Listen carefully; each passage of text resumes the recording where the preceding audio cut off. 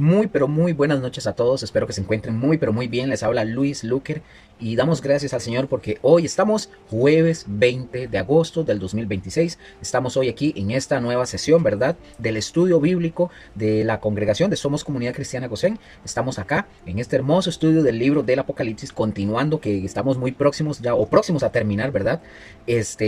Y pues damos gracias a Dios definitivamente por estar acá, por contar con cada uno de ustedes, porque hemos llegado largo en este camino de este hermoso estudio del libro del Apocalipsis. Como dije, hoy estamos 20 de agosto del 2026, ¿verdad? Para continuar, para poder terminar lo que es este estudio. Como dije, estamos muy cerca, aproximadamente en septiembre, a mediados, vamos a ir terminando. Entonces, hoy vamos a ver un tema bastante interesante, como lo hemos venido viendo todos estos jueves. Y vamos a adentrarnos, vamos a estudiar, vamos a profundizar, vamos a conocer qué nos dice la palabra de Dios en este hermoso libro del Apocalipsis, ¿verdad? Del cual hemos aprendido demasiado, demasiado hemos aprendido. Se han despejado muchas dudas, se han ido esas nieblas, vendas, ¿verdad? De cosas que hemos conocido, hemos aprendido. Y no solo eso, sino que debemos de poner en práctica. Entonces, ¿qué vamos a ver el día de hoy? Hoy vamos a ver un tema bastante interesante. Y ojo con este título que les puse y lo vamos a ver más adelante. ¿Qué tienen en común? Ojo con esto. ¿Qué tienen en común la ayahuasca, las guías proféticas y el suicidio? ¿Qué tienen en común? Ojo con esto. Vamos a ver la respuesta de Apocalipsis, capítulo 22, en los versículos que quedamos, versículo 15 en adelante, y lo vamos a ir viendo. Vamos a ver esto. Y quiero dar un resumen muy pero muy breve de lo que habíamos visto la semana anterior, donde habíamos quedado. En el estudio anterior, mis hermanos, habíamos comenzado a explorar la lista de aquellas personas que eran los excluidos, ¿se acuerdan? Y enfocándonos en el primer grupo que habíamos visto. Ya hemos visto el primero, cuando dice la palabra los perros, ¿verdad? De ahí nosotros, de ese texto, nosotros aprendimos el significado de perros en la cultura bíblica, ¿verdad? Que no es una categoría étnica como tal, sino moral. Esta describe, mis hermanos, a personas contaminadas por un prolongado contacto con vicios, ¿verdad? Destructivos. Vimos también y conocimos el polisindetón, ¿verdad? Lo habíamos estudiado, que era, y si algunos dicen, Luker, ¿qué es el polisindetón? Bueno, el polisindetón, mis hermanos, es la repetición de la conjunción Y para enfatizar cada grupo y obligarnos a nosotros, al lector, a detenernos en cada uno de estos grupos que estamos estudiando. Vimos también la semana pasada la seriedad de la advertencia. Dios no toma esto a la ligera, mis hermanos. No es chiste, no es broma. La exclusión de la ciudad es un asunto eterno. Eso fue a grandes rasgos lo que habíamos visto. Si usted no entiende o si usted quiere saber, tendrá que ir a ver el estudio de la semana anterior para que entienda esto que acabo de mencionar. Ahora, quiero dar un resumen para dar inicio. Después de este resumen, orar y poder dar inicio al tema, quiero dar un resumen de lo que vamos a ver el día de hoy. En este estudio profundo del día de hoy de Apocalipsis capítulo 22 versículo 15 en adelante, nos vamos a meter, vamos a profundizar, vamos a adentrarnos en la lista de los que van a quedar fuera de la Nueva Jerusalén.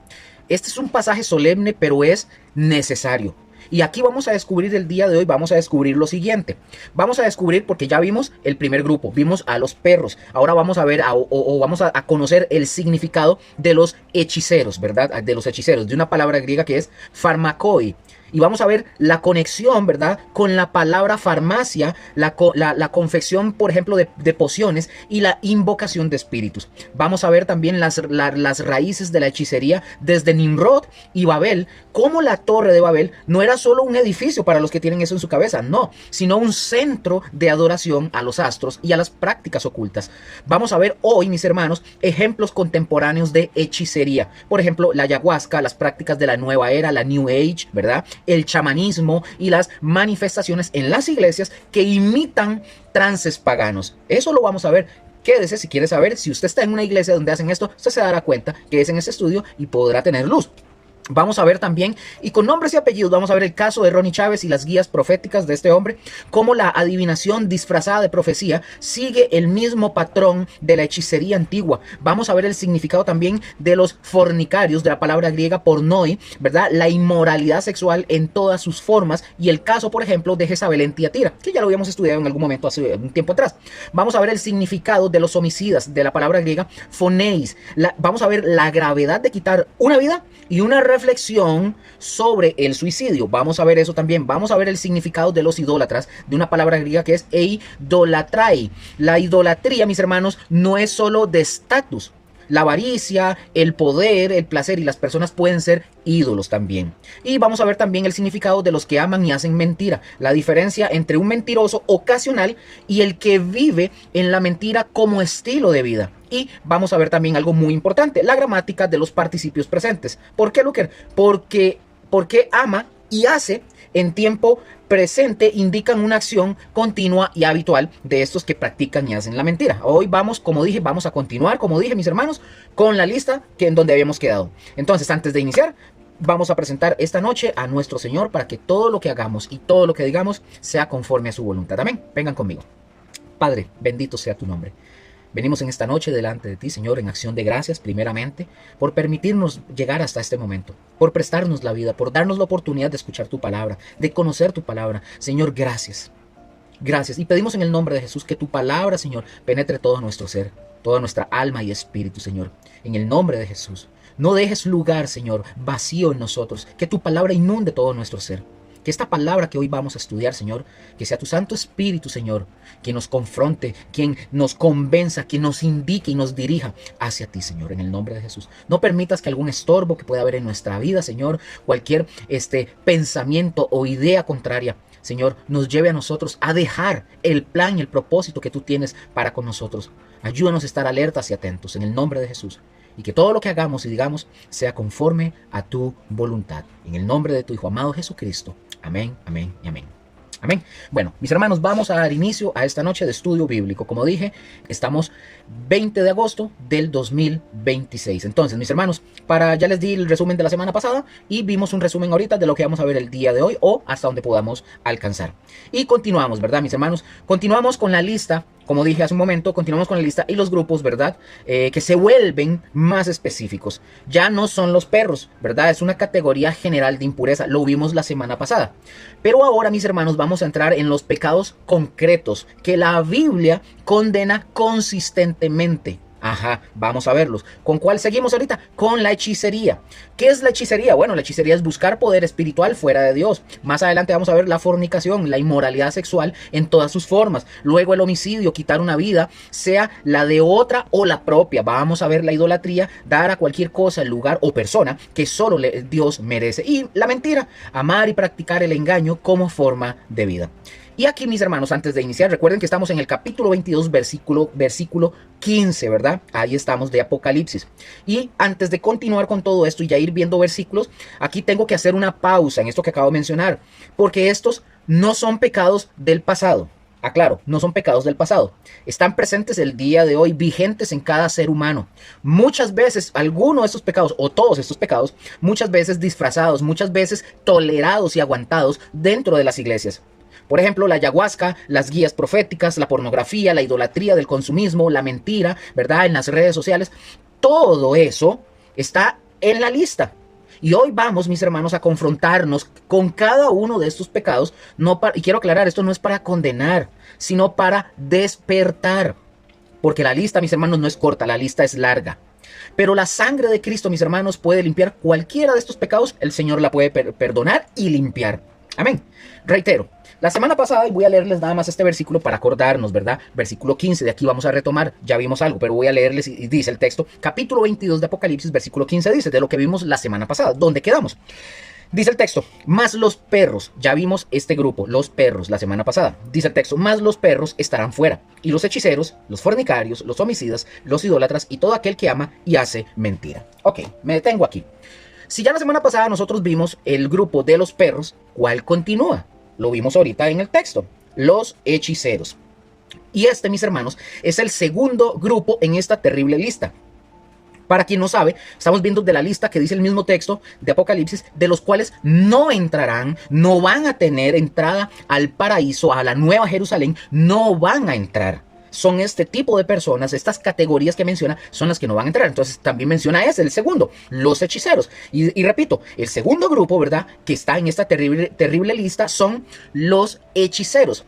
Esta frase, los hechiceros, viene de una frase griega que es oi pharmakoi. Esta palabra griega, mis hermanos, o esta frase griega, o mejor dicho, la palabra pharmakoi, es sumamente interesante. Y esta tiene historia profunda. Sí, mis hermanos, lo vamos a ver. Vamos a desglosarla para que conozcamos la historia de esta palabra pharmakoi. Vamos a ver, mis hermanos, primero la hechicería en el Antiguo Testamento para poder comprender lo que vamos a estudiar con respecto a esta palabra. Quiero que entendamos algo. La práctica de la hechicería, mis hermanos, estaba terminantemente prohibida en el Antiguo Testamento. No era, y esta práctica no era una falta menor o una falta suavecita. No, mis hermanos. Ni tampoco era una superstición inofensiva. No, no lo era. Era una abominación digna de muerte. Por ejemplo, vean lo que dice este texto bíblico. Dice, no dejarás con vida, pongan atención, no dejarás con vida a la hechicera. ¿Dónde encontramos eso? Éxodo capítulo 22, versículo 18. Otro texto para que veamos el contexto, ¿verdad?, de lo que era la hechicería primeramente en el Antiguo Testamento. Dice el otro texto, no sea hallado en ti quien, bueno, ahí sigue el texto, quien practique adivinación, ni hechicero, ni quien consulte a los muertos, porque es abominación para con Jehová cualquiera. No dice que solo los hechiceros, dice que cualquiera que hace estas cosas. ¿Dónde lo encontramos? Deuteronomio capítulo 18, versículos del 10 al 12. Ahí ustedes lo pueden leer y estudiar. Ahora surge una pregunta interesante, Luker, ¿y por qué tan severo este tema? Mis hermanos, es severo, sumamente severo, porque la hechicería no era un juego. No era un juego como hoy se ven las fábulas, en la televisión, y que algunos hacen conjuritos. Dijo Harry Potter y Expelliarmus. No. La hechicería no era un juego. La hechicería era ponerse activamente al servicio de Satanás. Era buscar poder en el mundo espiritual fuera de Dios y someterse a influencias demoníacas. Por eso era tan severa. Así es simple. Ahora, vean esto que vamos a seguir estudiando. Vamos a ver las raíces de la hechicería desde Nimrod, porque esto no es nuevo, mis hermanos. Esto no es algo que se inventó ahorita. Esto viene desde muchos, miles de años atrás. Vamos a ver las raíces de la hechicería desde Nimrod y Babel para poder comprender esto. Ahora, para poder entender bien claramente por qué la hechicería es tan grave o Dios lo ve tan grave también y nosotros deberíamos verlo tan grave, ustedes y yo necesitamos montarnos al autobús del tiempo, meternos, pagar su pasaje, ¿verdad? Nos metemos en el bus del tiempo y tenemos que remontarnos al pasado e ir a sus orígenes. Y esto, mis hermanos, ir a sus orígenes nos lleva hasta Nimrod y a la Torre de Babel. Amén. Ahora, pregunta para quienes no saben, ¿quién fue Nimrod? ¿Quién fue este hombre llamado Nimrod? Bueno, Génesis, mis hermanos, capítulo 10, versículos del 8 al 10, nos dice, nos habla, nos expresa quién fue Nimrod. Bueno, mis hermanos, nos dice la palabra de Dios que Nimrod fue un poderoso cazador y que el principio de su reinado, el reinado de Nimrod, fue Babel. Pongan atención. La tradición judía y los estudiosos bíblicos lo señalan a este hombre Nimrod como el primer gran líder humano que organizó la rebelión en contra de Dios después del diluvio. Ahora, ahí para ir teniendo claro. Ahora, ¿qué fue lo que sucedió o qué fue lo que pasó en Babel? Bueno, la gente en Babel dijo lo siguiente, leo el texto para ustedes, dice, vamos, edifiquémonos una ciudad y una torre cuya cúspide llegue al cielo y hagámonos un nombre por si fuéramos esparcidos sobre la faz de toda la tierra. Génesis capítulo 11, versículo 4. Pongan mucha atención a lo que vamos a estudiar aquí porque esto muchos lo ignoran, muchos ni siquiera lo saben, ni lo conocen, pero ¿qué había detrás de esa torre, de la Torre de Babel? ¿Qué había detrás de esa torre? Vean, mis hermanos, no era solamente un rascacielos, ¿verdad? Antiguo, de la época antigua. No era solamente un simple o sencillo rascacielos. No era eso. No era solamente orgullo humano. No era solamente eso. Por ejemplo, mis hermanos, los estudiosos de la Biblia, ¿verdad? Y de la historia y también de la arqueología, nos muestran que las torres escalonadas, llamadas zigurats, que se construían en Babilonia, tenían un propósito religioso astrológico. Pongan atención a lo que estoy mencionando. Repito esto para que lo entiendan. Ojo, los estudiosos de la historia y de la arqueología muestran, enseñan, han dado evidencia de que las torres escalonadas, cuando digo escalonadas es porque venían así como tipo chun chun chun, como así, como torres que iban como en grada, por así decirlo, escalonadas. Que las torres escalonadas que se llamaban zigurats, que se construían en Babilonia, estas tenían un propósito tanto religioso como astrológico. ¿Cómo cuáles? Bueno, eran lugares, cuando hablo de que eran religiosos astrológicos, es porque eran lugares para adorar a los astros. ¿A cuáles astros? El sol, la luna, las estrellas y todo lo que se veía en el cielo. Para eso las construían. Eran centros de observación astronómica con fines astrológicos, no astronómicos, ¿verdad? Ahora, Estos centros, mis hermanos, buscaban alcanzar el cielo, no físicamente, sino espiritualmente, para poder conectarse con los poderes celestiales, según las creencias de ellos. En estos lugares, mis hermanos, ahí se practicaba la adoración de los ejércitos celestiales, algo que Dios condenaría repetidamente en el Antiguo Testamento, y nosotros lo encontramos, donde Dios a cada rato lo condenaba. Quiero que entiendan algo por esto, porque muchos dicen, ¿cómo? ¿Por qué confundieron el lenguaje? Y que no sé qué. Vean, mis hermanos, pongan atención. Dios no se enojó. Dios no se enojó porque quisieran construir un edificio alto. El enojo de Dios no surge a raíz de que ellos quisieran construir un edificio como un rascacielos. Porque entonces diríamos nosotros, entonces, ¿por qué Dios no se enoja con esta gente que construye rascacielos y que son algunos hasta de 500 metros? Porque Dios no se enoja con eso. Aquí es donde vamos a conocer eso. Dios no se enojó porque esta gente quisiera un edificio de gran altura. No. El enojo de Dios, o la raíz del enojo de Dios, es porque esta gente quisieron adorar la creación en lugar del creador. Ese era el énfasis de esta gente. Por eso Dios se enojó. Porque detrás de esta torre de Babel había un sistema religioso que incluía astrología, y la astrología, mis hermanos, es la adoración de los astros. Adivinación, buscaba también adivinación, es decir, buscar conocimiento en el cielo. Número 3, prácticas mágicas para manipular lo espiritual. Y número 4, la unificación de la humanidad en rebelión en contra de Dios. De ahí, mis hermanos, de ahí justamente desde Babel, surgen los astrólogos, surgen los adivinos, surgen los hechiceros y toda clase de prácticas ocultas que el día de hoy conocemos. Babel, mis hermanos, se convirtió en la cuna de la idolatría y la hechicería que posteriormente se esparciría por todo el mundo. Por eso, mis hermanos, a raíz de eso, Dios confundió sus lenguas. Ese fue el origen del por qué Dios confunde sus lenguas. No fue por un capricho de Dios, fue un acto de juicio y de misericordia al mismo tiempo. Los dispersó, pongan atención.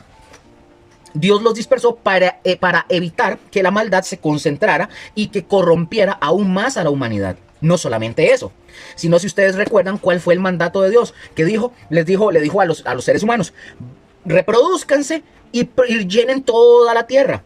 Cuando estos hombres empiezan a construir la Torre de Babel porque ellos quieren adorar a los astros, cuando quieren hacer ese tipo de oración, Dios les confunde la lengua y se esparcen, porque tenía que cumplirse el mandato de Dios de que se esparcieran, porque se estaban concentrando solo en Babel, y ahí, si Dios lo hubiera permitido, bueno, ahí se hubiera corrompido toda la humanidad, porque estaban todos unidos ahí. Y cuando Dios confunde su lenguaje, ¿qué pasa? Comienzan a esparcirse por toda la tierra y comienzan a poblarla. Ese era el mandato de Dios también. Siglos después, mis hermanos, cuando Dios le dio la ley al pueblo de Israel, una y otra vez Dios les advirtió al pueblo de Israel y les dijo, no harás como hacen en Babilonia, y lo mencionaba. No consultarás astrólogos, no practicarás la hechicería, no te contaminarás con estas abominaciones. Varias veces Dios se los decía al pueblo de Israel. Entonces, eso hacía grandes rasgos para que tuviéramos el contexto de dónde viene esta práctica de farmacoi, ¿verdad? De todo este tema. Ahora, ¿qué significa farmacoi? Vamos a ver esto ahora, porque ya dejamos claro el contexto de dónde surge todo esto. ¿Qué significa farmacoi? Bueno, mis hermanos, la palabra griega farmacoi, que significa hechiceros, esta palabra está relacionada con nuestra palabra española farmacia o fármaco. Pero pongan atención, yo no estoy diciendo que las farmacias son del diablo, aclaro, porque nunca falta el hermanito supersticioso, agitador y alborotador. Yo no estoy diciendo que las farmacias sean del diablo. Pero en el mundo antiguo, mis hermanos, esta palabra tenía varios significados. Empecemos con el primero para entender el significado de farmacoi, ¿verdad? Que era lo que entendían, que era lo que la gente en el pasado entendía cuando les decían esta palabra. Número 1, recuerden que tenía varios significados esta palabra en el antiguo mundo. El número 1, confección de pociones. Sí, farmacoi, esta palabra tenía varios significados, entre esos es el primero, confección de pociones. Los hechiceros, mis hermanos, preparaban brebajes, mezclas y pociones. Algunas de estas eran para curar, otras eran para envenenar, otras eran para inducir trances o experiencias espirituales. Ustedes han tenido que ver, por ejemplo, en fábulas donde aparece una hechicera o un hechicero ahí haciendo mezclas. Eso es farmacoi. O cuando ustedes ven películas, por ejemplo, que muestran a los indios que producen algunas bebidas o algunas mezclas con hierbas y cosas que producen un éxtasis para que la gente pueda como salir del cuerpo, ¿verdad? Y ver cosas fantásticas y ese tipo de cosas. Bueno, eso es farmacoi, lo que vengo mencionando. Brebajes, mezclas, pociones, etc. Ahora, quiero dar un ejemplo real que yo me imagino que usted en algún momento lo ha escuchado o lo ha visto. Y si no, aquí más o menos le voy a explicar. Voy a hacer un ejemplo moderno. La famosa ayahuasca. Sí, hoy mis hermanos con la ayahuasca, ¿verdad? Hoy vemos esto mismo en el uso de la famosa ayahuasca. Y Luker, ¿qué es eso? Bueno, el ayahuasca, mis hermanos, es un brebaje alucinógeno hecho de la combinación de dos plantas amazónicas. La liana Banisteriopsis capi y las hojas de Psychotria viridis. Los chamanes, dicho sea de paso, por ejemplo, los chamanes la preparan, toman estas dos plantas, ¿verdad? Las preparan y las usan en rituales para inducir trances, para tener visiones y contactar con el mundo espiritual. La gente, por ejemplo, mis hermanos, la gente cuando busca en la ayahuasca, busca lo siguiente. Cuando usan la ayahuasca, buscan sanidad o sanación interior, buscan experiencias místicas, buscan conexiones con la naturaleza y buscan apertura de la conciencia. Pero mis hermanos, eso en esencia es lo mismo que hacían los hechiceros antiguos, usar sustancias para alterar la mente, entrar en trances y contactar con el mundo espiritual, pero fuera del marco de Dios. No es diferente a lo que Dios condenó en el Antiguo Testamento, no es diferente. La forma cambia, pero el principio es el mismo, buscar poder, conocimiento o experiencias espirituales, fuera de la revelación de Dios. Amén. Esa es la primera. Número 2, el siguiente significado de farmacoi. Uso de hierbas mágicas. Y quiero que entiendan esto, no era medicina natural. Entiendan esto, no era medicina natural. Era la combinación de elementos con rituales mágicos, invocaciones y encantamientos para manipular la realidad, para que no salgan diciendo, entonces Luker, y la medicina natural y que esto. No era medicina natural. Acabo de dar la razón del por qué estoy diciendo que eran uso de hierbas mágicas. No era medicina natural y lo reitero, era la combinación de elementos con rituales mágicos, invocaciones y encantamientos para manipular la realidad. Amén. Número 3. Invocación de espíritus. También para esos de los significados que tiene invocación de espíritus. Detrás de las pociones, pongan atención, detrás de las pociones y de los rituales, ¿verdad? Había un propósito detrás de todo esto. ¿Cuál era, Luker? Contactar con el mundo espiritual, pero no con Dios, sino con demonios. Los hechiceros, mis hermanos, buscaban poder, conocimiento o favores de seres espirituales malignos. Algunos ejemplos que en religiones orientales y prácticas paganas que el día de hoy se conocen, quiero presentarles algunas. Por ejemplo, en el hinduismo, mis hermanos. En el hinduismo, quiero hacer una aclaración con el tema de la ayahuasca. El tema de la ayahuasca es algo interesante porque si ustedes algún momento buscan cómo hacen personas con el tema de la ayahuasca, hacen lo mismo. Vean, y quiero ser claro y quiero ser respetuoso cuidando lo que voy a decir.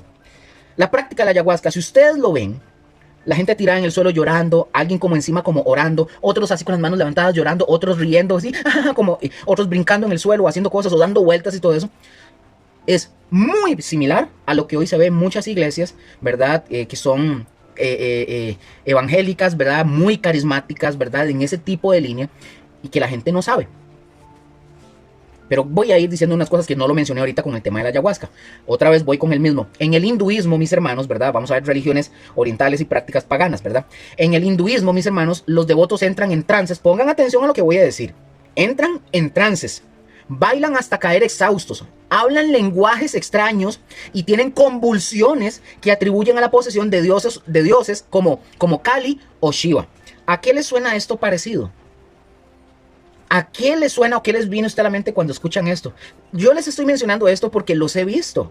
Usted los puede buscar y usted va a ver cómo hacen esos trances y usted no va a encontrar la diferencia entre alguna cuestión pagana del hinduismo, lo que sea, con una iglesia pentecostal carismática al día de hoy o cualquier otra iglesia que haga ese tipo de cosas.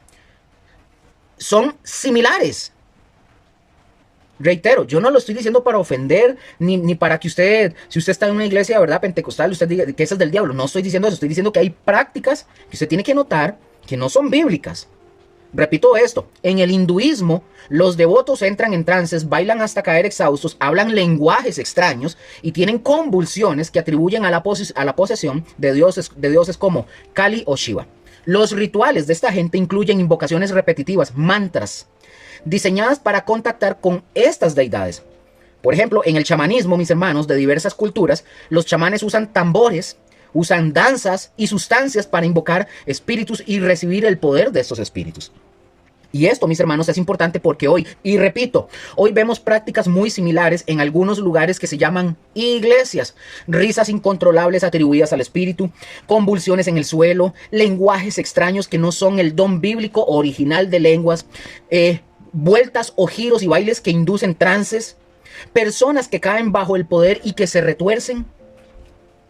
Es igual, es lo mismo que se ve en las religiones paganas.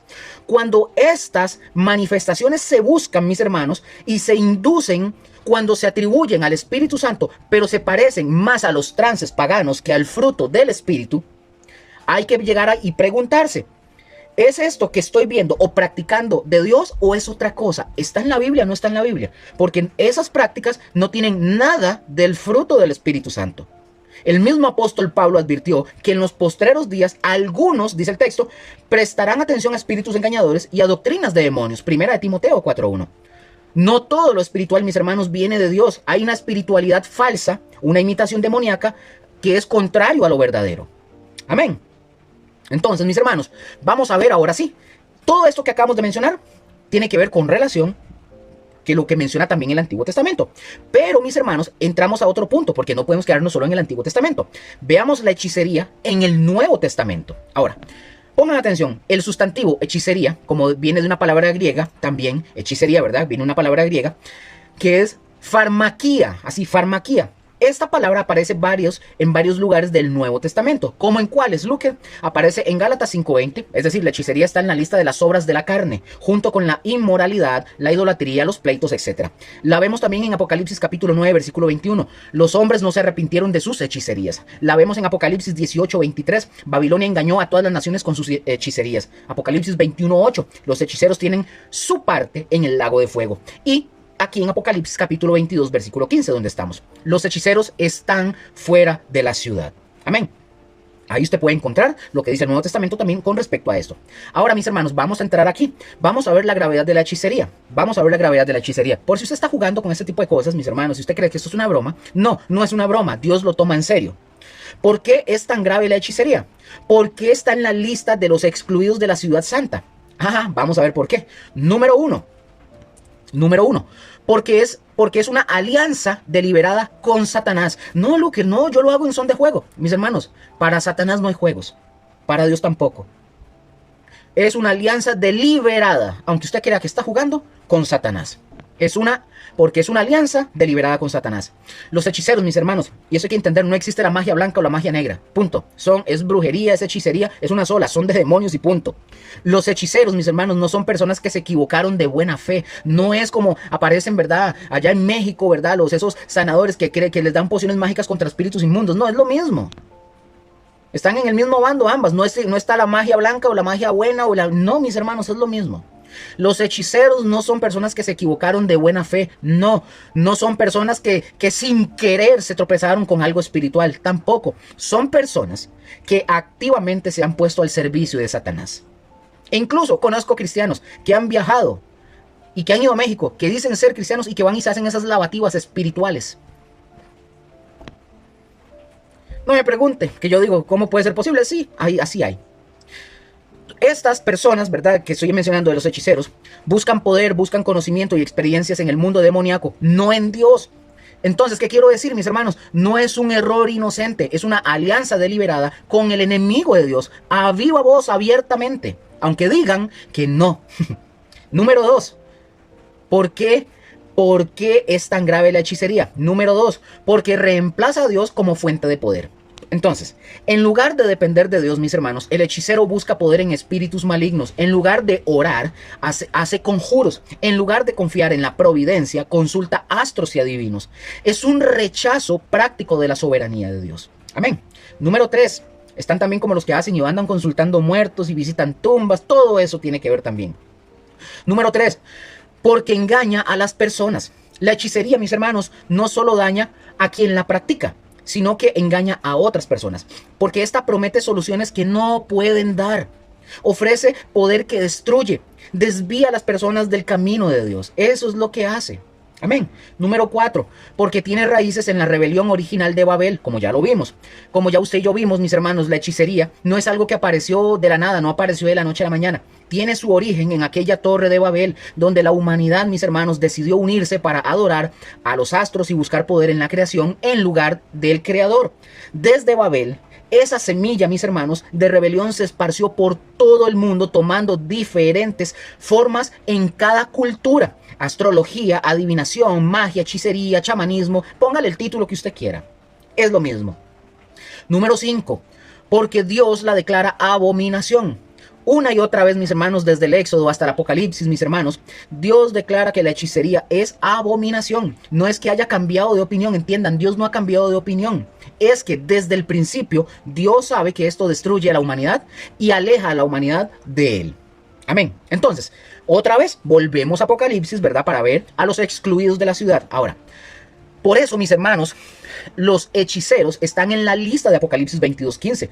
Los que practican estas cosas no tienen parte en la Nueva Jerusalén. No pueden entrar, simple y sencillamente. No pueden.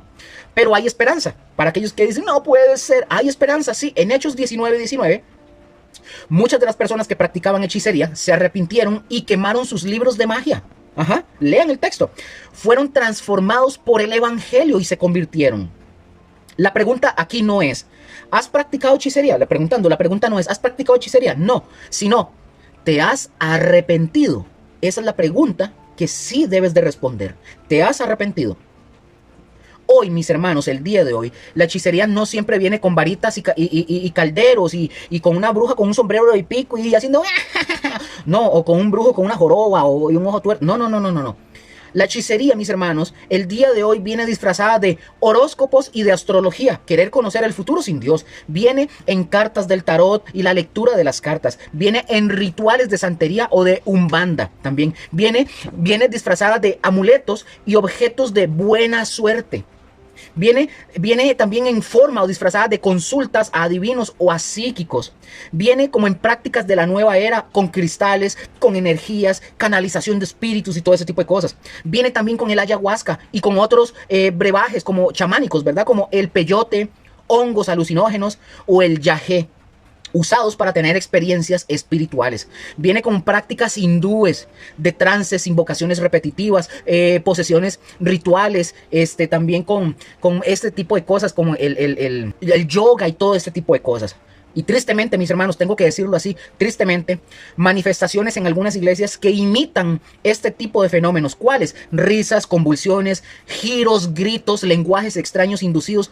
Todo en busca de una experiencia más de un encuentro genuino, más que en un encuentro genuino con Dios. Así es simple, mis hermanos. Y quiero mostrar un caso contemporáneo muy claro. Por ejemplo, y ya lo mencioné, las guías proféticas de este pseudoapóstol, ¿verdad? Y profeta Ronnie Chávez. Aquí en Costa Rica, mis hermanos, aquí en Costa Rica y en otros países, el nombre de este señor Ronnie Chávez ha sido sinónimo de controversia profética. Y aclaro, yo no lo estoy atacando a él como persona, sino lo que él enseña. Aclaro.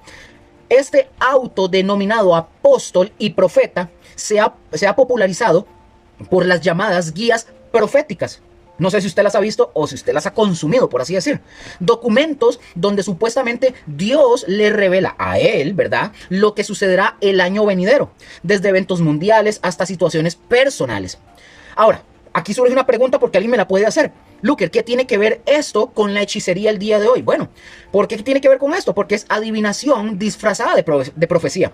En lugar de profetizar bajo la clara dirección del Espíritu Santo y con el respaldo bíblico, estas guías se asemejan más a los almanaques astrológicos o a las lecturas de adivinos que a la verdadera profecía bíblica. Es como que usted agarre la Extra, ¿verdad?, un periódico aquí en Costa Rica, y se ponga a leer los horóscopos, algo similar. 2. Búsqueda de conocimiento oculto. La gente consulta estas guías para conocer el futuro, para tomar decisiones, para sentirse seguros, exactamente como se consultaban a los oráculos paganos. 3.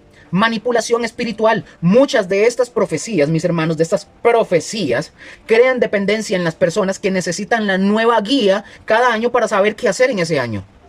Y no consultan la palabra. Y 4, mis hermanos, desplazamiento de la palabra. La Biblia, mis hermanos, deja de ser suficiente. Ahora ya necesitan la palabra profética de turno para poder guiarse y cómo caminar en enero, febrero, marzo, abril, mayo, junio, hasta final de año. ya no ocupan la palabra. Entonces, mis hermanos, cuando un líder religioso se convierte en el canal exclusivo de revelación divina, cuando sus seguidores dependen más de sus guías que de la escritura, cuando se busca conocimiento del futuro por medios extrabíblicos, mis hermanos, estamos caminando sobre terreno peligroso. No es diferente a lo que hacían los hechiceros antiguos. No es diferente. Es lo mismo pero disfrazado. Decía mi abuela, es la misma mona vestida diferente. Así es simple. El apóstol Pablo advirtió lo siguiente: pero aún, dice Pablo, pero aún si nosotros, y Pablo tiene la autoridad para decirlo, pero aún si nosotros mismos o un ángel del cielo os anunciare otro evangelio diferente del que os hemos anunciado, sea anatema, sea maldito. Gálatas 1:8. Cuando las guías proféticas añaden o contradicen la escritura, cuando crean dependencia en un hombre en lugar de Cristo Jesús, hay que huir, hay que correr de eso, hay que espantarse de ahí. Todo esto, mis hermanos, todo esto en esencia es hechicería. Buscar poder, buscar conocimiento o experiencias espirituales fuera de Dios, en el mundo espiritual maligno. Y todo esto, mis hermanos, tiene raíz en aquella torre de Babel, donde la humanidad, mis hermanos, decidió adorar a las estrellas en lugar de al Dios que creó las estrellas. Así es simple, mis hermanos. Entonces, aquí, mis hermanos, surge la pregunta para el día de hoy. Si los hechiceros están excluidos de la ciudad, ¿verdad?, de la Nueva Jerusalén, del paraíso de Dios, pregunto, ¿hay algo en tu vida o en la mía que se parezca a esto que hemos venido estudiando hasta este momento? Pregunto, ¿usted confía en amuletos más que en Dios? ¿Usted consulta horóscopos o usted o cree en ellos? ¿Usted ha participado alguna vez en rituales que invocan otros espíritus? ¿O usted ha buscado respuestas en lugares prohibidos por Dios? Solo usted sabrá responder a esas preguntas. Si es así, si usted responde de forma afirmativa, positiva, hoy, mis hermanos, hermanas, hoy usted se puede arrepentir. Hoy puedes arrepentirte. Así como aquellos, ¿verdad?, en Hechos quemaron sus libros de magia, hoy usted puede dejar atrás todas esas prácticas y ser lavado por la sangre del Cordero de Dios. Porque los que lavan sus ropas entran en la Nueva Jerusalén. Los que persisten en la hechicería se van a quedar fuera. Y cuando decimos que se quedan fuera, mis hermanos, es que serán condenados por toda la eternidad en el lago de fuego, de fuego y azufre que arde por toda la eternidad. Amén. Ok, pasamos al siguiente. Ya vimos los perros y los hechiceros. El otro grupo, el tercero, y los fornicarios. Ay, aquí vamos a entrar en otro punto donde la gran mayoría de la humanidad hemos sido culpables. Porque todos participamos. El tercer grupo, mis hermanos, en esta terrible lista, ¿verdad?, que menciona Apocalipsis 22:15, encontramos a los fornicarios. Esta palabra, los fornicarios, viene del griego oipornoi. Y esta palabra, mis hermanos, se refiere a los que practican la inmoralidad sexual en todas sus formas, la que usted se imagine, cualquiera. Sea que usted tenga un fetiche que le gusten los globos, ¿verdad? Globos o los carros, como hemos visto programas en televisión absurdos. Cualquiera, ¿verdad? Cualquier inmoralidad sexual en cualquiera de sus formas que usted se pueda imaginar. No es un pecado menor, ni un desliz, ni una resbaladilla, ni una canita al aire. No, sin importancia. No, mis hermanos. Es una práctica que la Biblia condena consistentemente como grave y destructiva. Ajá, así como lo oyen. Entonces, vamos y entramos de una vez a esta. Vamos a ver la fornicación en el Nuevo Testamento. El apóstol Pablo, mis hermanos, es muy claro sobre este tema. En las cartas del apóstol Pablo, ¿verdad?, o en las cartas a las iglesias, Pablo advierte una y otra vez y dice, por ejemplo, en 1 Corintios 5, del 9 al 11, Pablo les dice que no se junten con los que, llamándose hermanos cristianitos, ¿verdad?, que no se junten con ellos que son fornicarios. Es decir, quiero que entiendan esto no se trata de aislarse del mundo, sino de no tolerar el pecado dentro de la iglesia. Es lo que quiere decir el apóstol Pablo. Otro más, 1 Corintios 6:9, dice el texto, ¿no sabéis que los injustos no heredarán el reino de Dios? No erréis, dice Pablo, ni los fornicarios, ni los idólatras, ni los adúlteros. El apóstol Pablo, mis hermanos, es contundente. Los que practican esto no heredan el reino de Dios. No importa cuánto usted venga a decir, es que ella y yo nos amamos, o es que él y yo, o sea, dos hombres, ¿verdad?, dicen que se aman, o dos mujeres dicen que se aman. No importa, mis hermanos. Los que practican esto no heredan el reino de los cielos. Punto. Al igual como el que miente, como el que roba, como el falso, como el hipócrita, etcétera, como el religioso también, no va a heredar. Así de simple. No es que una persona, entiendan esto, no es que una persona peca y se arrepienta y se pierda, y se pierda, así como que está en eso de que peca y se arrepiente y se pierde. No, no, no, no. Es que el que vive en la fornicación como estilo de vida, el que la practica sin arrepentimiento, el que la defiende o la normaliza, demuestra que no conoce a Dios y no es de Dios. Es decir, el que defiende de que amor es amor, dijeron los del PAC, amor es amor, y que esas, las banderitas de colores, y que no importa el amor, y que hay que normalizarlo. No, mis hermanos, este tipo de personas, y lo digo así, demuestran abiertamente que, número uno, no conocen a Dios y son desconocidos por Dios, y no son de Dios, simple y sencillamente. Así que no importa cuánto usted quiera justificar su pecado o tratar de justificar con que se aman, con esto, con lo otro. No conoces a Dios y Dios no te conoce y simplemente no perteneces a Dios. Vamos a ver un ejemplo, vamos a ver el caso de Jezabel en Tiatira. En Apocalipsis capítulo 2, versículo 20 al 21, que ya lo habíamos estudiado hace tiempo, encontramos un ejemplo de cómo Dios ve este pecado. Hablando de la iglesia en Tiatira, Dios dice: tengo unas pocas cosas contra ti, que toleras a esa mujer Jezabel, que se dice profetiza, y enseña y seduce a mis siervos a fornicar y a comer cosas sacrificadas a los ídolos, y le he dado tiempo para que se arrepienta, pero no quiere arrepentirse de su fornicación. Aquí, mis hermanos, tenemos que detenernos un momento para observar varios detalles importantes. Como primer punto a observar, Jezabel no era una persona cualquiera. Dice que se decía profetiza, o sea, tenía influencia, enseñaba en la iglesia. 2. Su pecado no era solo doctrinal, enseñaba y seducía a los siervos de Dios a fornicar. 3. Dios le dio tiempo para arrepentirse, pero no quiso. Y 4. El resultado, juicio seguro. ¿Qué nos enseña esto, mis hermanos? Esto nos muestra que la fornicación no es solo un pecado personal. Entiendan, la fornicación no es solo un pecado personal. Puede ser una enseñanza, una seducción, una práctica tolerada que corrompe a toda una congregación. Eso, mis hermanos, puede ser también fornicación. Ahora, volviendo a los excluidos, dice, en Apocalipsis capítulo 22, 15, los fornicarios aparecen en esta lista de los que no tienen acceso a la nueva Jerusalén. Quiero que entiendan, no es que Dios sea cruel, no es que Dios dice, no, guáchcala, no, no, no. Es que la ciudad santa es santa y el pecado no puede entrar, porque el pecado no es santo, el pecado es algo sucio, horrendo, huele mal. Los que lavan sus ropas, como dice el texto que ya estudiamos, sí entran. Los que persisten en vivir en la fornicación sin arrepentimiento, sea cristiano o no sea cristiano, se van a quedar fuera. Así de simple. Luke, qué cruel que es usted. Mis hermanos, yo les estoy enseñando lo que dice Dios en su palabra. No la agarren conmigo. Les estoy enseñando lo que dice Dios en su palabra y vean que no estoy siendo ni sarcástico, ni burlista, ni irónico. No, no. Estoy diciéndoles lo que dice la palabra de Dios. Ni usted ni yo podemos ir en contra de lo que dice su palabra. Simple. Amén. Por ejemplo, mis hermanos, vean, de eso que estamos hablando el día de hoy, ustedes y yo vivimos en una cultura que ha normalizado la fornicación. Esto se ha visto desde el principio, desde que el hombre pecó, pero se ha normalizado la fornicación. Se ha convertido en algo normal, algo esperado, algo parte de la vida. Las películas promueven, las canciones las celebran, la sociedad lo acepta. Pero Dios, quiero que entiendan, todo eso lo puede aceptar el mundo, la sociedad, la celebran, las canciones, todo. Pero Dios no ha cambiado. Lo que era pecado en el siglo I sigue siendo pecado el día de hoy. Las relaciones sexuales antes del matrimonio es pecado. El adulterio es pecado. La pornografía es pecado. Toda forma de inmoralidad sexual es pecado. Y algo todavía más grave. Hoy, el día de hoy, hay quienes dentro de las iglesias enseñan que eso no es pecado. O lo minimizan o lo justifican.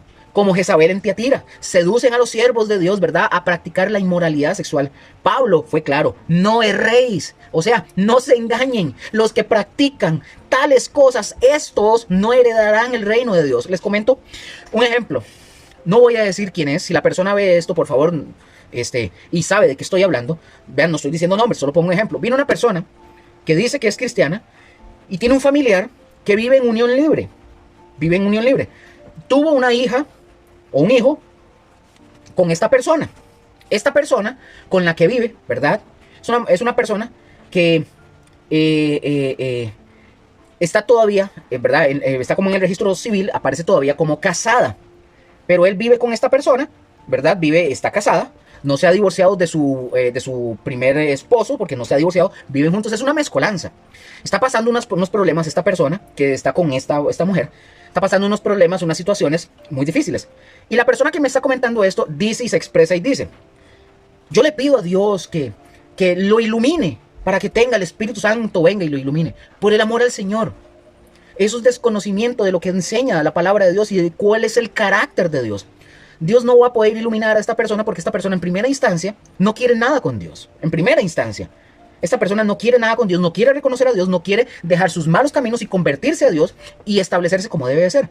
Porque confunden ideas de que Dios es amor y Dios le va a iluminar el camino. Dios no va a iluminar el camino a una persona que está en pecado. Dios, sí, alguien va a decir, pero Luker, Dios me llamó a mí. Sí, pero cuando Dios te llamó, me llamó a mí para arrepentirnos, nosotros dimos una respuesta afirmativa a ese llamado. Lo que estoy diciendo es que cuando una persona vive en pecado, no puede ser iluminada por el Señor o por el Espíritu Santo porque está viviendo en pecado, en adulterio.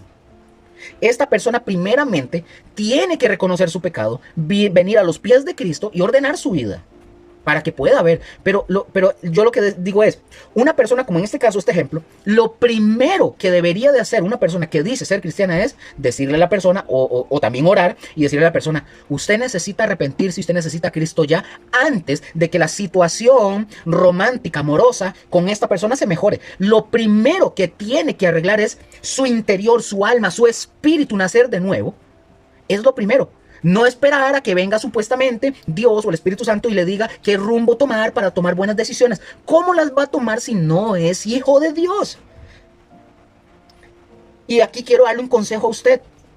Si usted en algún momento conoce a alguien que vive una situación de estas o cualquier otra que no es hija de Dios, nunca le recomiende, pídale a Dios que te dirija, pídale a Dios que te ayude, porque eso no dice la Biblia. La Biblia dice que tenemos que presentar el Evangelio, decirles, estás en pecado, estás en muerte espiritual, estás separado de Dios, si te mueres hoy te vas al infierno. Tienes que presentar primero el Evangelio.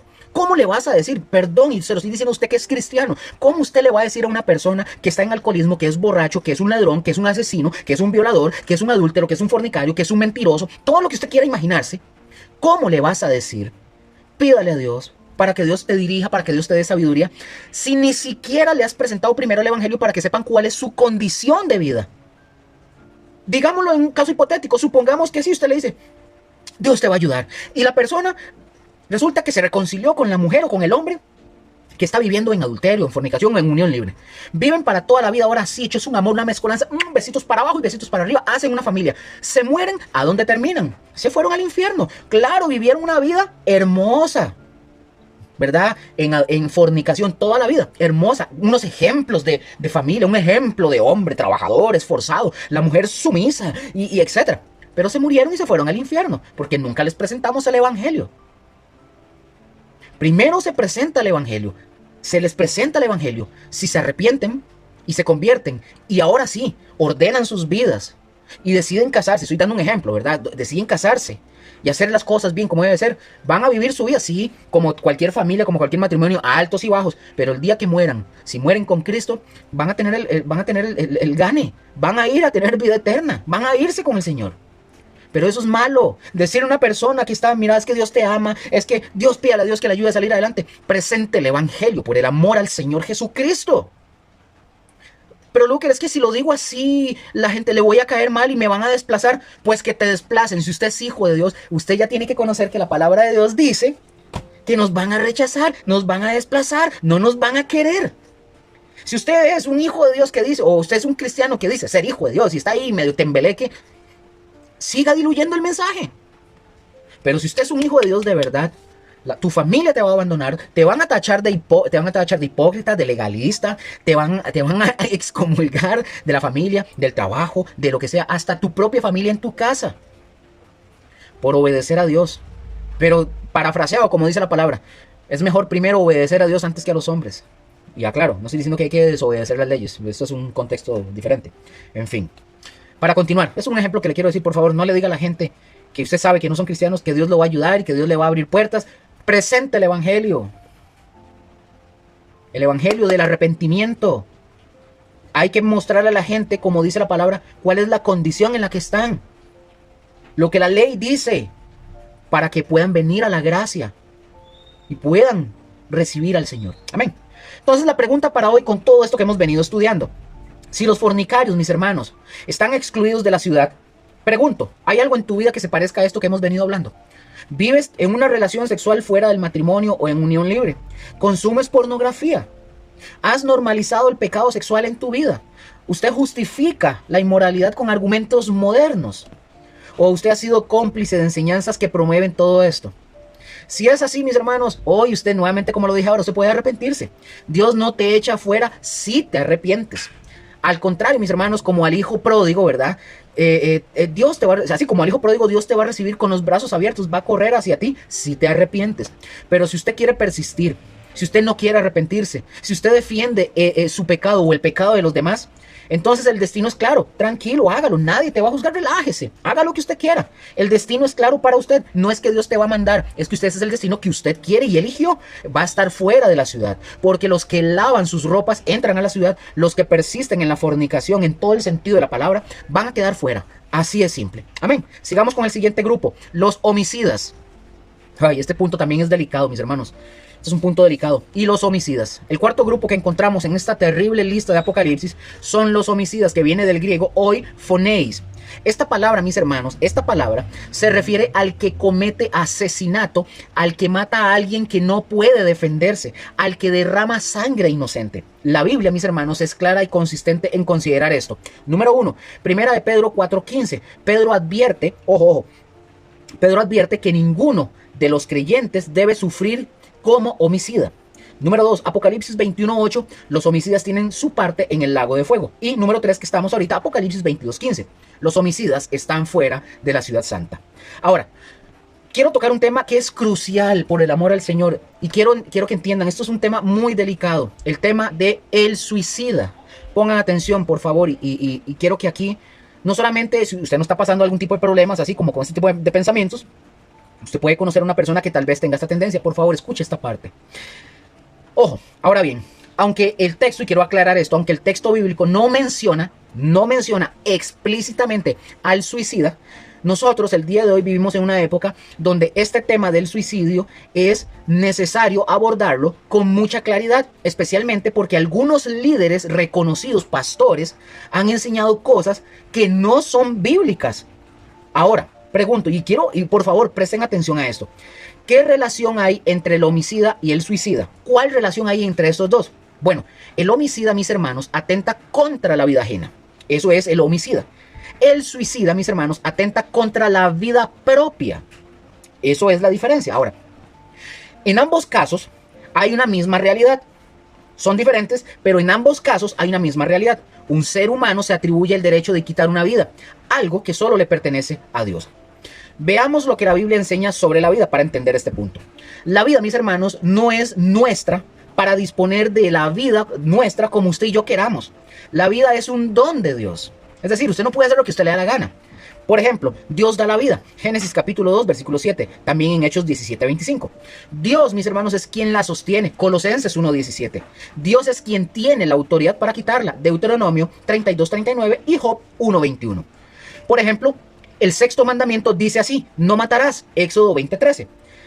Este mandamiento, mis hermanos, no hace distinción entre matar a otro o matarse a uno mismo. No hace distinción. Es la misma violación del principio. La vida humana es sagrada porque es creación de Dios. Entonces pregunto, ¿qué pasa con el cristiano? Si alguien me pregunta, entonces, Luque, por favor, usted me podría decir, ¿qué pasa con el cristiano o el que dice que es cristiano que se suicida? ¿Qué pasa con el cristiano que se suicida? Híjole, mis hermanos, aquí entramos otra vez en un terreno difícil. Esta pregunta es dolorosa, pero es necesaria, ¿verdad? Al igual que la respuesta.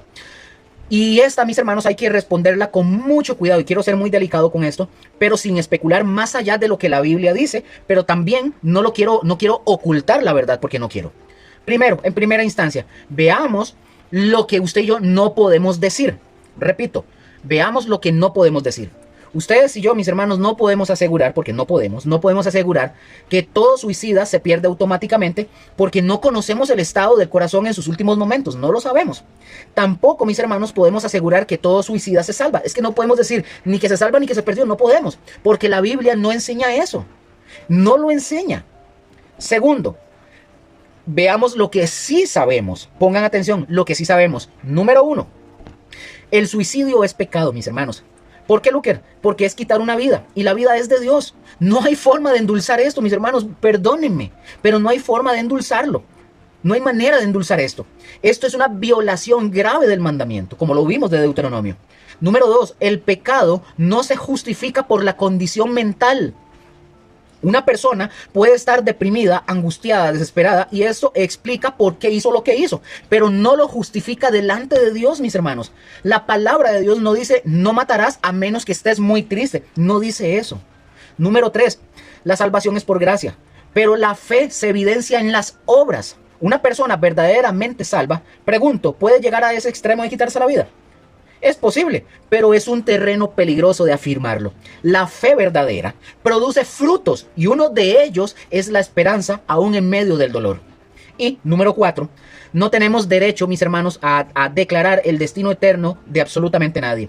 Eso solo le pertenece a Dios. Usted y yo podemos señalar lo que la Biblia dice sobre el pecado, pero no podemos sentarnos en el trono del juez y decir, esto se pierde porque es así. No. No. Amén, para que les quede claro. Ahora, quiero mostrarles, mis hermanos, también en este estudio, lo que algunos líderes han enseñado y que, dicho sea de paso, está mal. Lo que algunos líderes han enseñado y que está mal. Por ejemplo, hoy, en nuestros días, algunos líderes, ¿verdad? Pastores reconocidos han dicho abiertamente y hasta en televisión que cuando un cristiano se suicida va al cielo. Como que si el suicidio fuera un error sin consecuencias. Si así fuera, mis hermanos, que así fuera, entonces todos nos quitaríamos la vida porque me urge estar más con Dios que estar aquí en la tierra. Por favor, esto, mis hermanos, es un gravísimo error por varias razones. La número 1, minimiza la gravedad del pecado. El suicidio no es un errorcito pequeño, es quitar una vida y esa vida es de Dios. Número 2, crea falsa seguridad. Personas que luchan con pensamientos suicidas podrían pensar, bueno, total, me salvo de todas formas si me quito la vida, y no buscar la ayuda que necesitan. Número 3, contradice el principio bíblico de que la fe verdadera persevera. No significa, pongan atención, no significa que el creyente no pueda caer en pecados graves, pero el suicidio es un pecado que impide el arrepentimiento posterior. No hay oportunidad de volverse, ¿verdad? De volverse a Dios después de quitarse la vida. Número 4, ignora lo que la Biblia dice sobre los homicidas. Si el homicida, ¿verdad? El que mata a otra persona, no hereda el reino de Dios, pregunto, ¿con qué base bíblica podemos decir que el que se mata a sí mismo sí lo hará? Piensen en eso. Entonces, aquí, mis hermanos, a raíz de esto, y quiero decirle a usted que me está viendo, que me está escuchando, quiero darle una palabra de esperanza, pero también de advertencia. Si usted está pasando algún tipo de problemas, porque esto no es mínimo, no es algo que minimizar. Para el que está luchando, si usted me está viendo y se está luchando con pensamientos suicidas, tengo que decirle lo siguiente. Dios te ama, sí. Dios te ama. Tu vida tiene valor, aunque ahora usted no lo sienta. La depresión y la desesperanza son reales, sí, pero no tienen la última palabra. Busque ayuda, por favor, busque ayuda. Hable con alguien de verdad. Usted no está solo. Cristo murió por usted y en Él, en Cristo hay esperanza, aunque usted ahora no lo vea. Y no solamente eso, si usted está pasando por eso, en el WhatsApp de aquí de la congregación, escríbanos para hablar con usted, para orar por usted, para buscar poder ayudarle en lo que podamos, en lo que esté en nuestro alcance. Por favor, escríbanos. No se quede solo. No piense que no hay nadie con usted, por favor. Otro, para el que ha perdido a un ser querido por suicidio. Si usted es una persona que usted ha perdido un familiar, un conocido porque se quitó la vida, usted no puede cargar con la culpa. Usted no sabe lo que esta persona pasó en sus últimos momentos entre él y Dios. El Señor es el juez justo, pero también es misericordioso. Confíe en el Señor. Usted no intente ser tú el juez. Usted no lo intente. Amén. Ahora, y este último mensaje para todos. El suicidio es un pecado grave, pero no es el pecado imperdonable. El único pecado imperdonable es la blasfemia contra el Espíritu Santo, que está en Mateo 12, el 31 al 32. Pero eso no significa que el suicida automáticamente se salve. No, mis hermanos. Significa que no debemos especular más allá de lo que está escrito en la palabra de Dios. Amén. Entonces, mis hermanos, por ejemplo, para continuar, en Apocalipsis capítulo 22, versículo 15, los homicidas están en la lista de los que no tienen acceso a la Nueva Jerusalén. Y esto incluye a todo aquel, como lo mencioné, ¿verdad? Incluye a todo aquel que quita una vida, sea la del otro o la propia, sin arrepentimiento y sin la sangre de Cristo que limpie ese pecado. Mis hermanos, porque los que lavan, como lo he venido repitiendo, porque los que lavan sus ropas entran, los que persisten en el pecado se quedan fuera. Y la pregunta para el día de hoy es esta: si los homicidas están excluidos de la ciudad, ¿hay algo en tu vida que se parezca a esto? ¿Has deseado la muerte de alguien? ¿Has atentado contra tu propia vida? ¿Has enseñado o creído mentiras sobre este tema? Si es así, hoy puedes arrepentirte. La sangre de Cristo puede limpiar hasta el pecado más grave. Pero hay que arrepentirse, hay que venir a Cristo, hay que lavar las ropas. Porque los que lavan sus ropas, como dije, entran. Los que persisten en el pecado se quedan fuera. Amén. Sigamos con el otro grupo, mis hermanos, para avanzar. Los idólatras. Los idólatras, Apocalipsis 22:15, ahí estamos en ese versículo. El quinto grupo, mis hermanos, en esta lista terrible son los idólatras, que viene del griego hoy eidolotrai. Esta palabra, mis hermanos, de esta que estamos viendo, está compuesta por dos términos yuxtapuestos, es decir, colocados uno junto al otro para formar una palabra compuesta. Viene de estas palabras: eidolon, que significa imagen, ídolo o representación, y la otra palabra griega que es latreia, que significa adoración, servicio o culto, culto. Es decir, mis hermanos, el idólatra es literalmente el que adora ídolos, el que rinde culto a imágenes o a cualquier cosa que no sea Dios. Entonces surge la pregunta: Luker, ¿qué es la idolatría? La idolatría, mis hermanos, tiene que ver con el acto de rendir culto u honor a las criaturas, y ya sean estas animadas, sean personas, animales, espíritus o inanimadas, estatuas, objetos, astros, dinero, etc., en lugar de adorar al Creador. No se trata, y quiero que entiendan esto, no se trata solo de inclinarse ante una figura de piedra o de yeso o de madera. La idolatría es cualquier cosa que ocupe en nuestro corazón el lugar que solo le corresponde a Dios. Por ejemplo, el apóstol Pablo lo explica claramente en Romanos 1:25 cuando dice: cambiaron la verdad de Dios por la mentira, honrando y dando culto a las criaturas antes que al Creador. Esa, mis hermanos, es la esencia de la idolatría: dar a algo creado el lugar que solo el Creador merece. Veamos la idolatría en la Biblia, mis hermanos. La idolatría, mis hermanos, se condena tajantemente tanto en el Antiguo como en el Nuevo Testamento. Por ejemplo, Éxodo 20 del 3 al 5 dice: no tendrás dioses ajenos delante de mí, no te harás imagen ni ninguna semejanza, no te inclinarás a ellas ni las honrarás. Deuteronomio capítulo 6, 14, 15 dice: no andaréis en pos de dioses ajenos, porque Dios celoso es Jehová tu Dios en medio de ti. 1 Corintios 10:14 dice: huid de la idolatría. El apóstol Pablo no dice evítenla, no dice oren cuando estén ahí, no, dice huyan como quien corre de un peligro mortal.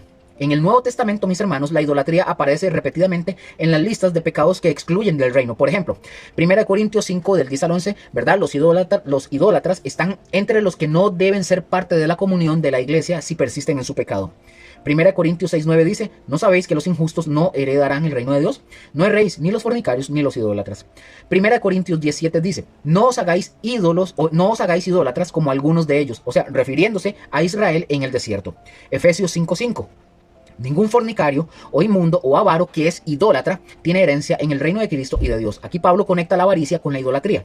Luego Apocalipsis 21:8, los idólatras tienen su parte en el lago de fuego. Y Apocalipsis, ¿verdad?, en el que estamos, 22:15, los idólatras están fuera de la ciudad santa. Por lo tanto, mis hermanos, la idolatría no es solo idolatrar estatuas. Por ejemplo, es fácil llegar a imaginarnos y pensar: bueno, yo no tengo ídolos, yo no me inclino ante estatuas, ni ante santos, ni nada de eso. Pero la Biblia amplía el concepto. Número 1, la avaricia es idolatría. Sí, la avaricia es idolatría. Pablo lo dice claramente en Efesios 5:5 y en Colosenses 3:5. El avaro es idólatra. ¿Por qué, Luker? Porque pone su confianza, pone su esperanza y su corazón en el dinero, en los bienes materiales, no en Dios. Número 2, el poder el poder puede ser un ídolo. Pongan atención, quiero decir algo antes de seguir. Muchos cristianos evangélicos se la pasan, porque desconocen, ¿verdad? Lamentablemente, desconocen, se la pasan diciendo: es que los católicos, es que adoran imágenes y se van a ir al infierno. Pero muchos cristianos evangélicos, y lo digo con todo el dolor, son idólatras, ¿verdad?, por avaricia. Usted no los ve, Dios guarde, no dan pero ni un solo colón.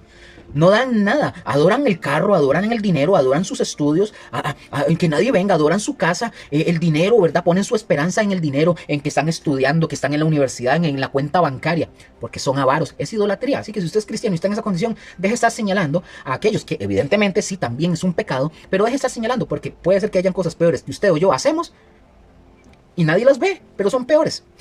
Número 2. El poder puede ser un ídolo. Cuando alguien busca poder por encima de todo, cuando sacrifica principios, familia y fe para obtenerlo, está adorando al poder. Por ejemplo, conozco pastores que son los amos, dueños y señores de su congregación donde están y solo ellos tienen la última palabra. No hay más pastores, solo ellos. Tienen todo el poder, lo que ellos digan es santa palabra, aunque vaya en contra de la Biblia, entre otras cosas. Número 3. El placer puede ser un ídolo. Cuando la búsqueda del placer se convierte en el motor de la vida, cuando se sacrifica todo por el placer, se convierte en idolatría. Número 4. Las personas pueden ser ídolos. Cuando un líder, un pastor espiritual, un cantante, un influencer ocupa en nuestro corazón el lugar de Dios, o un hijo, o una hija, un esposo, una esposa, cuando sus palabras pesan más que la escritura, eso es idolatría. Número 5. Las relaciones pueden ser ídolos. Cuando una persona no puede vivir sin su pareja, son codependientes. ¿Dónde está? Y aquí, venga. No las dejan. Es que usted no puede estar solo ahí y no los dejan ni salir, ni respirar. Cuando una persona no puede vivir sin su pareja, cuando la relación se vuelve el centro absoluto de la existencia, puede convertirse en un ídolo. Número 6. El ministerio mismo puede ser un ídolo. Irónicamente, hasta el servicio a Dios puede volverse idolatría cuando amamos más la obra que al dueño de la obra. Así como lo oyen. Vean, mis hermanos, aquí vamos a ver un tema que es también el peligro de la idolatría moderna. Hoy en día, mis hermanos, la idolatría no siempre viene con incienso o con procesiones o con estatuas y crucifijos. No, viene disfrazada de consumismo, comprar, acumular, tener más. Redes sociales, buscar la aprobación de otros, medir el valor en likes, la fama, querer ser conocido, reconocido y aplaudido, las ideologías, poner causas políticas o sociales por encima de la verdad de Dios. Ustedes no saben cómo veo esto yo en redes sociales de cristianos que todavía están en campaña electoral peleando contra la nueva presidenta de Costa Rica, con todo, ideologías. Poner causas políticas o sociales por encima de la verdad de Dios. Nacionalismo, amar más a la patria que al reino de Dios. Religión, confiar en los rituales, las tradiciones, las actividades, más que en Cristo Jesús. Cualquier cosa que ocupe el trono que solo Dios debe ocupar es un ídolo. Así es simple. Entonces, mis hermanos, en Apocalipsis capítulo 22:15, los idólatras están en la lista de los que no tienen acceso a la Nueva Jerusalén. ¿Por qué, Luker? Porque la ciudad santa es santa. No puede entrar en ella algo que compite con Dios. No puede entrar nadie que haya dado su corazón a otros dioses. Pero hay esperanza. En Corinto, por ejemplo, había personas que habían sido idólatras y Pablo les dice, y esto erais algunos, mas ya habéis sido lavados, más ya habéis sido santificados, más ya habéis sido justificados en el nombre del Señor Jesús. 1 Corintios 6:11. La idolatría, mis hermanos, se puede dejar, sí. Los ídolos se pueden derribar, sí. El corazón se puede volver a Dios, sí. Entonces la pregunta del día de hoy es esta: si los idólatras están excluidos de la ciudad, ¿hay algo en tu vida que se parezca a esto de la idolatría? ¿Hay algo o alguien que ocupe en tu corazón el lugar de Dios? ¿Tu felicidad depende más del dinero, el trabajo o las relaciones que de Cristo Jesús? ¿Hay alguna causa que ames más que la verdad? ¿Hay algún líder espiritual que usted siga ciegamente sin contrastarlo con la Biblia? ¿Hay algún ídolo escondido en tu vida que nadie ve, pero Dios sí? Si es así, hoy usted puede arrepentirse. Los ídolos se pueden derribar, el corazón se puede limpiar, la sangre de Cristo puede lavar hasta la idolatría más arraigada. Pero hay que hacerlo hoy, porque los que lavan sus ropas entran, los que persisten en la idolatría se quedan fuera. Amén.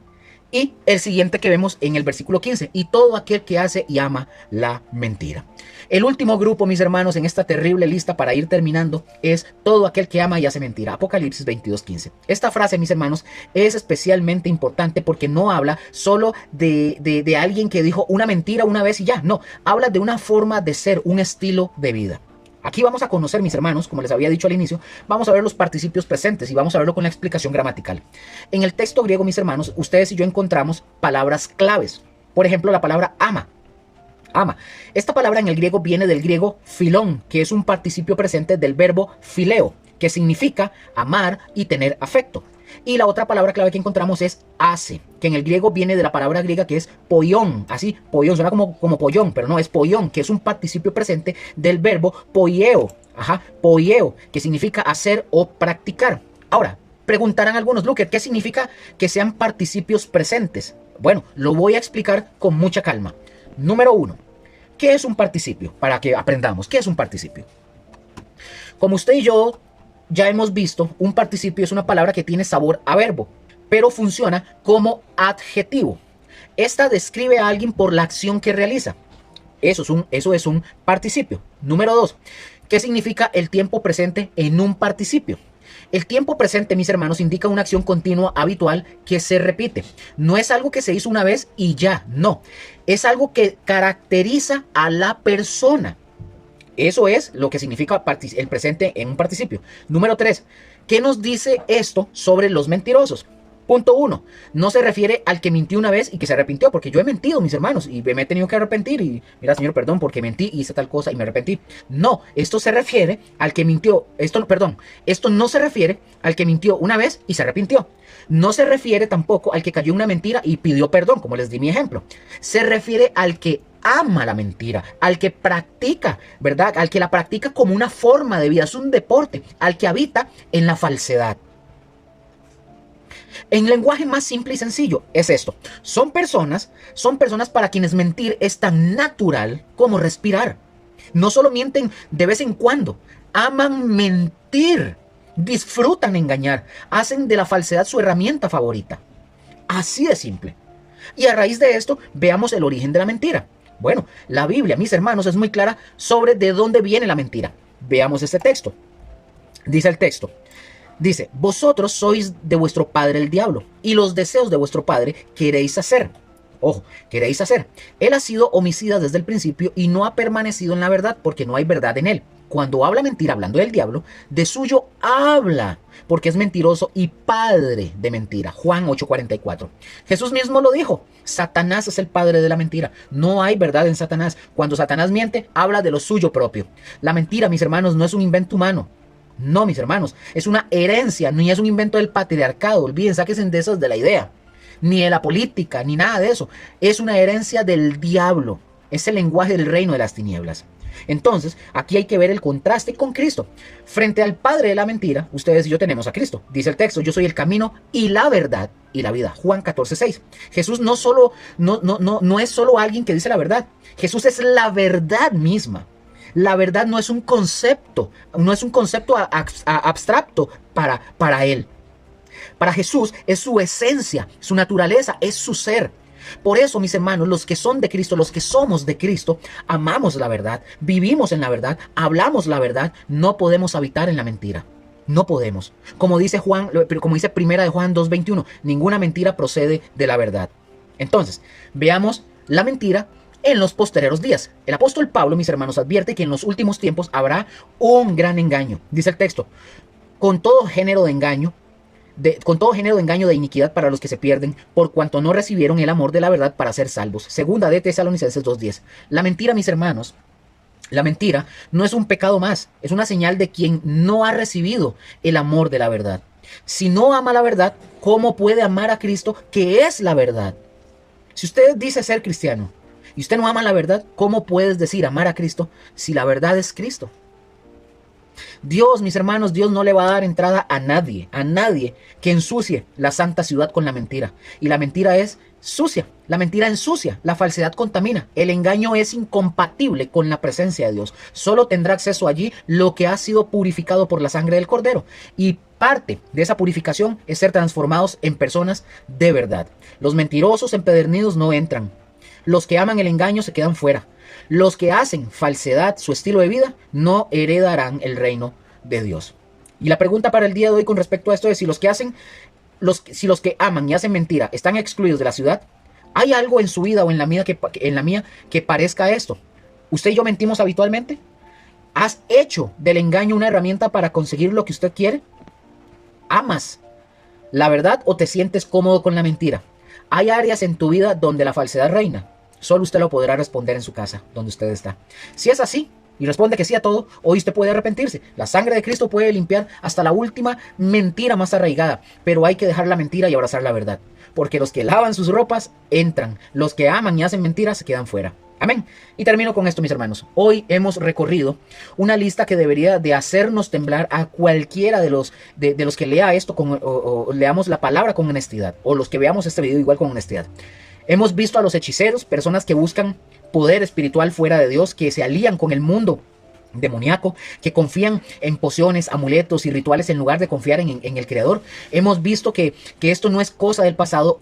Hoy hemos visto la ayahuasca, las cartas del tarot, la astrología, las guías proféticas de los falsos profetas. Son la misma hechicería con ropajes modernos. Hemos visto a los fornicarios, personas que viven en inmoralidad sexual, que han normalizado lo que Dios llama pecado, que consumen pornografía, que tienen relaciones fuera del matrimonio, que justifican su pecado con argumentos culturales. Y hemos visto el ejemplo de Jezabel, que no solo pecaba, sino que enseñaba a otros a pecar.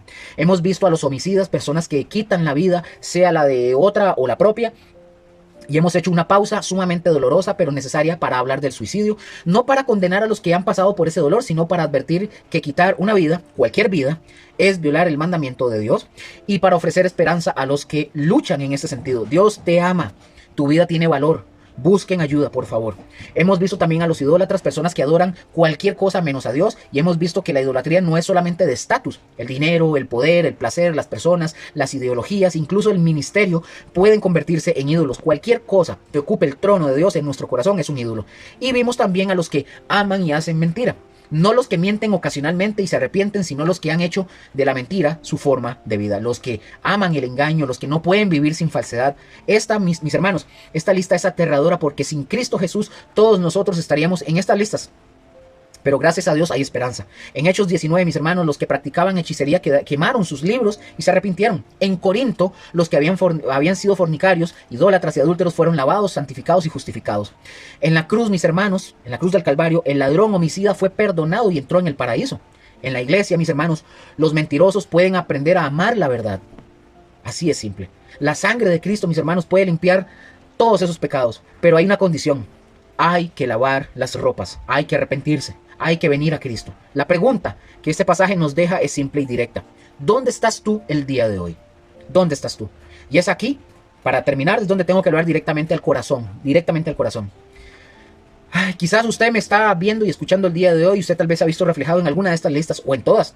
Quizás usted ha practicado la hechicería sin saberlo. Usted ha consultado el horóscopo, ha usado amuletos, ha ido a adivinos, ha participado en rituales de santería o de la nueva era. Quizás usted ha consumido ayahuasca u otras cosas buscando experiencias espirituales sin saber que usted estaba abriendo puertas al mundo demoníaco.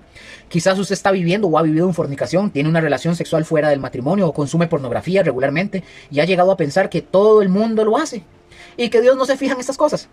Quizás usted ha tenido pensamientos, ¿verdad?, también de suicidio, incluso lo ha intentado y usted ha oído en algunas ocasiones algunos decir que un cristiano que se suicida se salva y de todas formas. Y tal vez usted se ha sentido tranquilo sin buscar la ayuda que usted necesita. Quizás hoy hay ídolos en su vida, el dinero, el trabajo, la fama, una relación, una ideología, algo que ocupa el lugar de Dios en su corazón. Quizás usted vive en la mentira, miente habitualmente, engaña, manipula y ya ni siquiera le duele. Déjeme decirle algo a usted. Esta lista no es para condenarlo si usted se arrepiente. Es para despertar antes que sea tarde. Porque hoy, mis hermanos, la puerta sigue abierta. Hoy la sangre de Cristo puede lavar todos estos pecados. Hoy el Espíritu Santo te llama al arrepentimiento. Usted no tiene que limpiarse para venir. Venga como está. Venga con su hechicería, venga con su fornicación, venga con sus pensamientos de muerte, venga con sus ídolos, venga con sus mentiras y dígale a Cristo Jesús: Señor, yo reconozco que soy un pecador. Dígale al Señor: yo me arrepiento de mis pecados, lava mis ropas con tu sangre, líbrame de la esclavitud de la hechicería, de la fornicación, del odio, de la idolatría, de la mentira. Dígale que usted quiere vivir para Él, que usted quiere entrar por las puertas de la ciudad. Así es simple, y que escriba su nombre en el libro de la vida. Si hoy escuchas su voz, no endurezcas tu corazón, porque el tiempo se acaba y se acabará, y cuando Él venga, y vendrá, ya no habrá más oportunidad. Amén. Tremendo estudio, mis hermanos, de verdad que hoy aprendimos bastante. Voy a cerrar orando para no tomar más del tiempo necesario y poder terminar. Bendita palabra, de verdad. Padre bendito, gracias te damos en esta noche por la oportunidad que tú nos has brindado de estar aquí con todos y cada uno de mis hermanos, por estas palabras, Señor. Son fuertes, sí, pero son necesarias. Gracias por tu palabra. Ayúdanos, Señor, a tomar conciencia de eso. Ayúdanos a buscar ayuda, a renunciar a todo pecado, a toda mentira, a toda idolatría, a toda fornicación, a toda hechicería, Señor, en el nombre de Jesús. A toda idolatría, Señor, a todo pensamiento, Señor, de suicidio o de homicidio, Señor, en el nombre de Jesús. Ayúdanos que por medio de esta palabra podamos, Señor, entender la urgencia de buscar tu rostro, de arrepentirnos, de volvernos a ti, porque hoy la puerta está abierta. Mañana podrá ser tarde. Perdónanos, Señor, si hemos estado en alguno de estos pecados. En el nombre de Jesús, y límpianos, purifícanos y ayúdanos, Señor, a ser santos, limpios delante de ti. En el nombre de Cristo Jesús, te damos gracias, Señor. Amén y amén. Bueno, mis hermanos, nos vemos la siguiente semana, Dios primero. Estén conectados los lunes de oración, pueden escribir sus peticiones. Y nos vemos el siguiente jueves, también los 2 domingos, en la reunión del domingo, ¿verdad? De culto dominical. Nos vemos y los amamos un montón. Pasen buena noche. Bye, bye.